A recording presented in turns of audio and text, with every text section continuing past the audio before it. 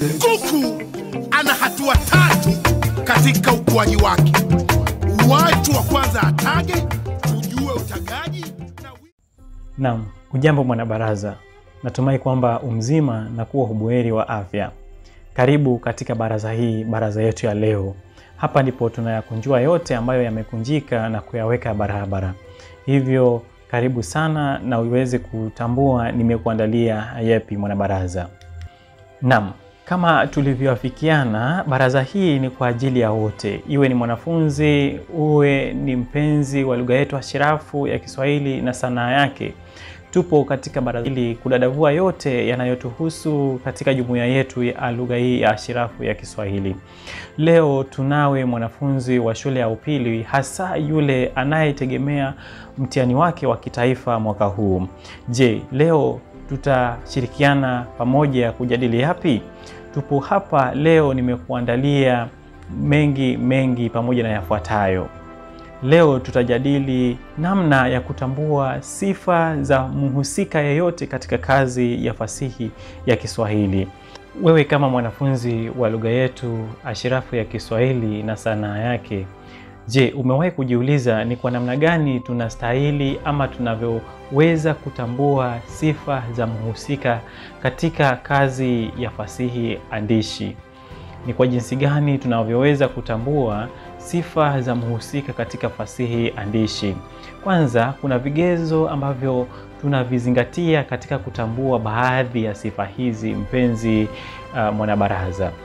Kigezo cha kwanza ni kwa jinsi gani wahusika wengine wanaongea kumhusu mhusika huyo unajaribu kutambua sifa zake. Ni kwa jinsi gani wahusika wengine wanaongea kumhusu mhusika huyo ambaye unajaribu kutambua sifa zake. Kupitia jinsi wahusika wengine wanavyoongea kumhusu mhusika huyo, basi sifa za mhusika huyo zinaweza kutambulika kwa wepesi. Kigezo cha pili cha mhusika anavyopata sifa zake ni kupitia maneno anayoyasema, jinsi anavyoongea na wahusika wengine. Kwa mfano, ikiwa mhusika atatambulika kuwa mpyaro, basi yatapitia maneno yake kwa wenzake. Jinsi atakavyokuwa anaongea na wenzake zitampatia sifa mhusika fulani. Je, mwanabaraza, unatambua kwamba mahali au mazingira pia yanaweza kumpa mhusika sifa? Ikiwa kila wakati au kila mara anapoongea ama anapowasiliana na wenzake anapatikana katika mazingira fulani, basi mazingira hayo yanaweza kumpatia sifa mhusika huyu. Kwa mfano, ikiwa mhusika anapoongea na wenzake anapenda kupatikana katika mazingira ya mangwe, basi mhusika huyu anaweza kwa kiwango kikubwa awe ni mlevi, mpenzi mwanabaraza. Na ikiwa mhusika yeyote pia anapotenda matendo yake ama anapozungumza anapatikana katika mazingira, kwa mfano vilabuni ama katika baa, basi mhusika huyu kwa kiwango kikubwa sana ni mhusika ambaye anapenda anasa.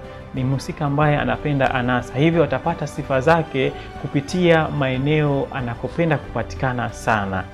Na kupenda anasa mwanabaraza ni kule kupenda starehe. Mhusika ikiwa atapenda sehemu na maeneo ya starehe, basi tutasema kwamba anapenda anasa. Na baraza, chochote kilicho na mwanzo mwisho wake lazima ipo. Na hivyo nakujalia muda mwema, na Mwenyezi Mungu akinijalia mie nawe tutaweza kuonana tena. Shukran. Ndiye niliyepewa na Mungu, wewe ndio chaguo langu.